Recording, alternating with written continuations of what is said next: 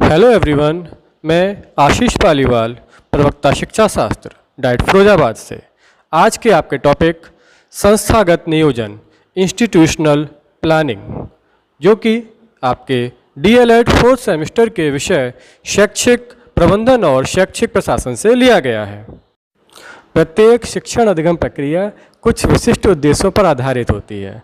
तो आज की हमारी जो वीडियो क्लास है, इसके कुछ विशिष्ट शिक्षण उद्देश्य हैं, जिसमें सर्वप्रथम है कि विद्यार्थी नियोजन के अर्थ को स्पष्ट कर सकेंगे, संस्थागत नियोजन को परिभाषित कर सकेंगे, संस्थागत नियोजन की आवश्यकता को स्पष्ट कर सकेंगे और अंतिम संस्थागत नियोजन के महत्व को बता सकेंगे। तो चलिए स्टार्ट करते हैं आज के हमारे टॉपिक संस्थागत नियोजन इंस्टीट्यूशनल प्लानिंग। जैसे कि हमारे नाम से स्पष्ट हो रहा है कि संस्थागत नियोजन दो शब्दों से मिलकर बना है, संस्थागत और नियोजन।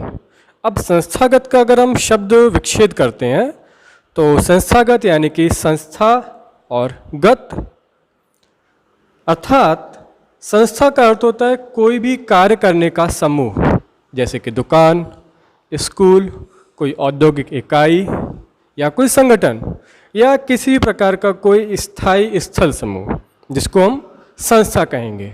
और गत का अर्थ होता है उसमें निहित, मतलब उसमें पाई जाने वाली। तो संस्थागत का संपूर्ण अर्थ हुआ किसी भी कार्य करने वाले समूह अथवा कोई स्कूल हो, कोई दुकान हो, उसमें निहित। अब शब्द आता है नियोजन। नियोजन यानी कि कोई भी ऐसा कार्य जो कि योजनाबद्ध हो, विधिक हो और अनुशासित हो। सरल शब्दों में कहें कि कोई भी अनुशासित व्यवस्था ही हमारी नियोजन है।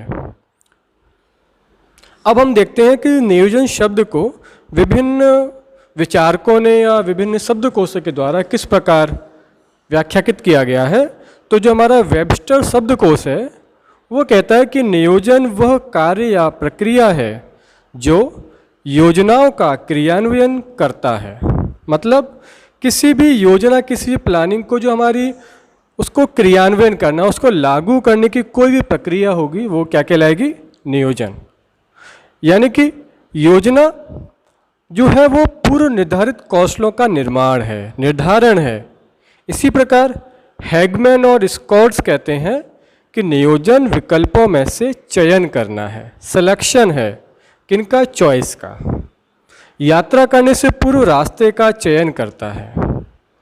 कार्य के संभावित या होने वाले परिणामों की कल्पना करता है और इसका संगठन किसी भी व्यक्ति के प्रति वांछित होता है। Planning selects among alternatives, explores routes before travel begins and identifies possible or probable outcomes of action before the executive and his organization।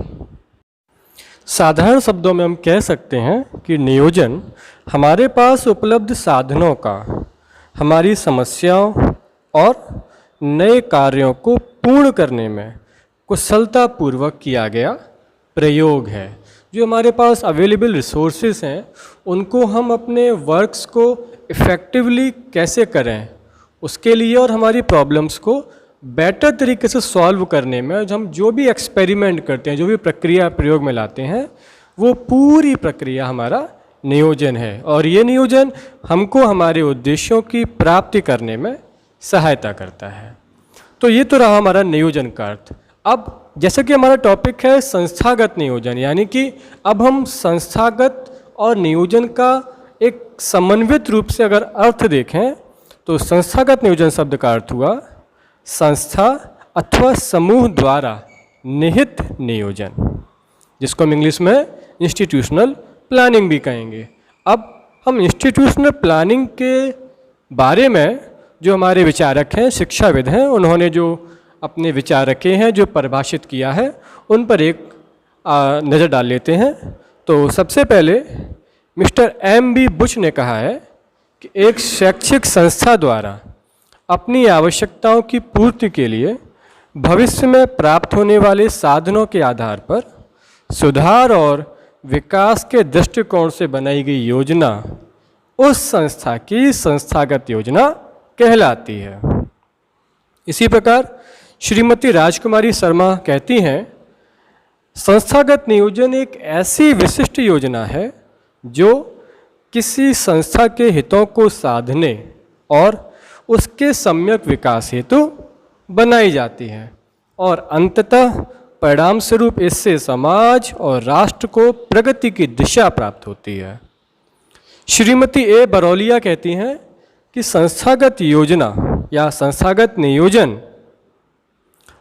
का निर्माण राष्ट्र विकास में मील का पत्थर है और राष्ट्र की प्रगति के उज्जवल भविष्य का द्योतक है। इस प्रकार हमारा स्पष्ट हो रहा है कि किसी भी संस्था के विकास के लिए, उस संस्था को निरंतर प्रगति के पथ पर अग्रसर करने के लिए, उसके विकास के लिए और उसकी अभिवृद्धि के लिए एक व्यवस्थित योजना का निर्माण करना परम आवश्यक है। और संस्थागत नियोजन के द्वारा हमको उस संस्था की जो विशेषताओं का ज्ञान प्राप्त होता है, जिससे हम उस संस्था को सुचारू रूप से संचालित करने के लिए एक विधि प्राप्त करते हैं। इस प्रकार हम कह सकते हैं कि संस्थागत का जो नियोजन है, संस्थागत नियोजन के लिए हमको जो योजना निर्माण की प्रक्रिया है उस पर ध्यान देने की आवश्यकता होगी। जैसा कि हमने देखा अभी कि जो हमारा संस्थागत नियोजन है, इसमें संस्था के मानवीय और भौतिक संसाधनों, क्रियाकलापों की प्रक्रिया और संस्था की उन्नति व विकास योजनाओं को सम्मिलित किया जाता है। तो इन बिंदुओं के आधार पर हम संस्थागत नियोजन के कुछ उद्देश्यों को निर्धारित कर सकते हैं। अब इनकी हम बिंदुवार चर्चा करते हैं।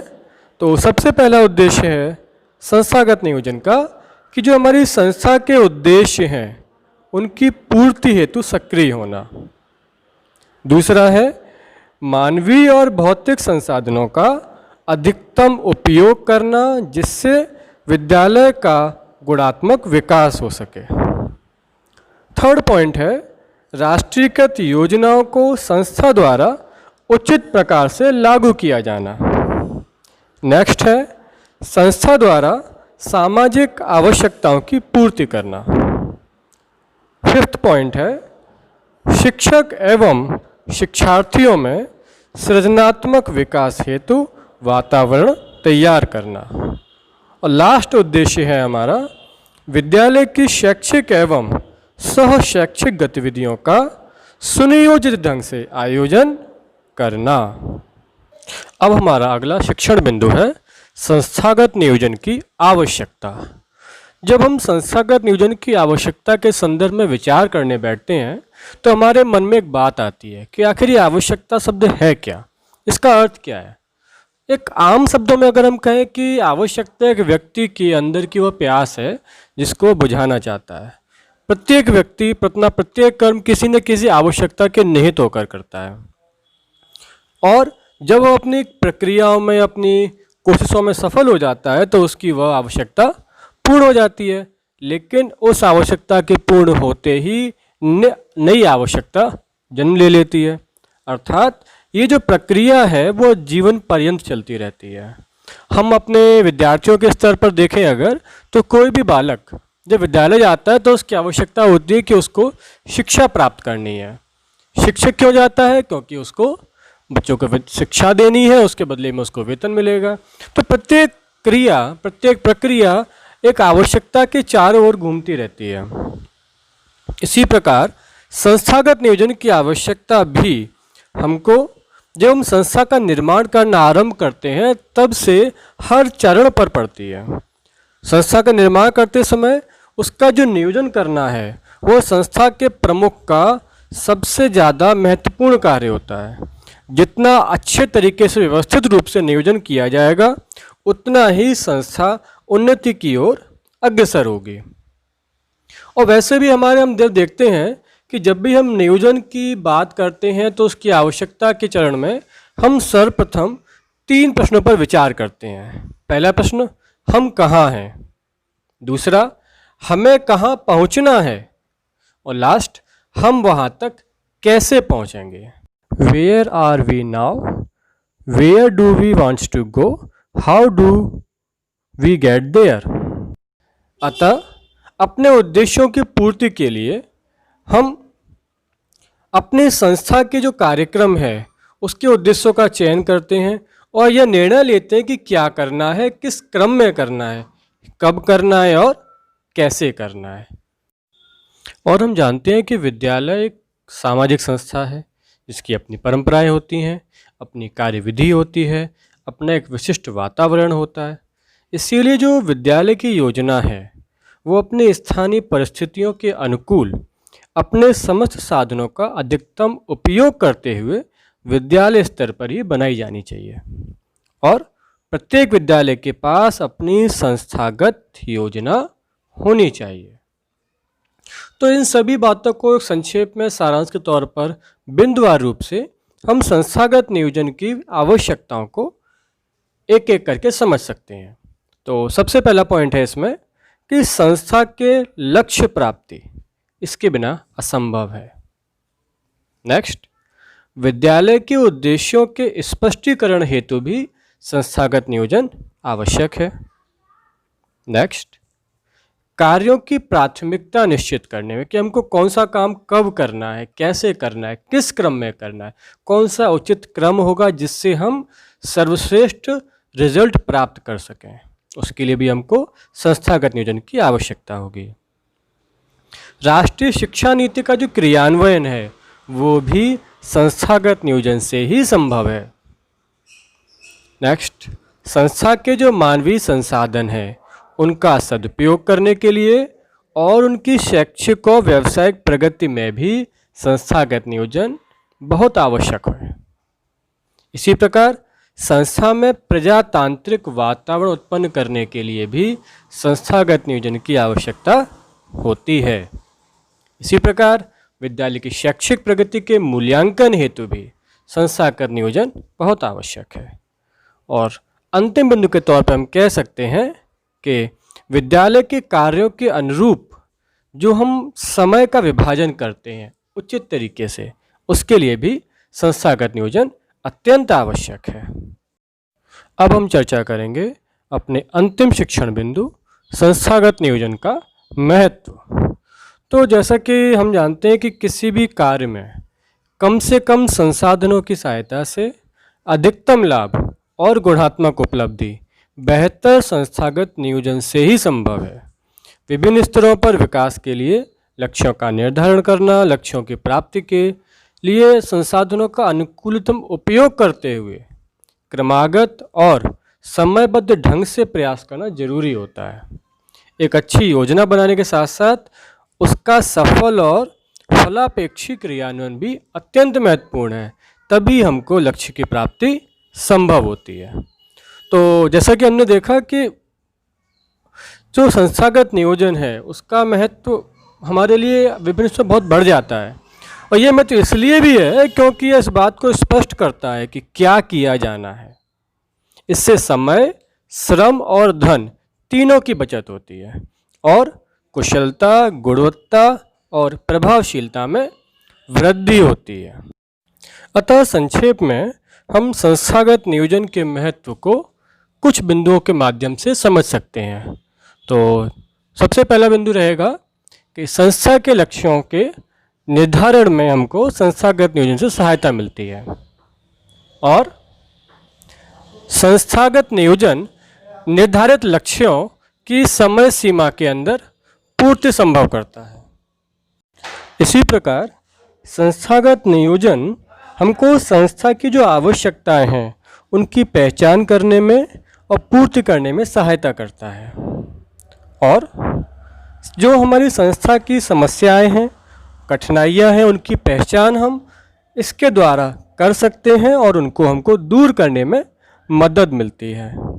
इसी प्रकार संस्थागत नियोजन उपलब्ध संसाधनों का बेहतर और अधिकाधिक सदुपयोग करने में हमको सहयोग प्रदान करता है। इसी के साथ ही संस्थागत नियोजन के द्वारा हमें संस्था के जितने भी उसमें कार्यरत सदस्य हैं उनके मध्य बेहतर सामंजस्य स्थापित करने में सहायता मिलती है। इसके अतिरिक्त हम कह सकते हैं कि संस्थागत नियोजन के द्वारा हमारे जो कार्य हैं उनकी गुणवत्ता में सुधार होता है। इसके माध्यम से हमारी संस्था में लोकतांत्रिक वातावरण की स्थापना होती है और इस वातावरण के अंतर्गत जो हमारे सदस्य कार्य कर रहे हैं उनके अंदर उत्तरदायित्व की भावना का भी विकास हो सकता है, विकास होता है। इस प्रकार हम निष्कर्ष के तौर पर कह सकते हैं कि संस्थागत नियोजन एक ऐसी कला है जिसके द्वारा या जिसके बेहतर और संतुलित उपयोग के द्वारा हम संस्था में निर्धारित लक्ष्यों की प्राप्ति को संभव बनाते हैं और इसी कारण आज प्रत्येक संस्था में इस नियोजन की प्रक्रिया का महत्व निरंतर बढ़ता जा रहा है। धन्यवाद।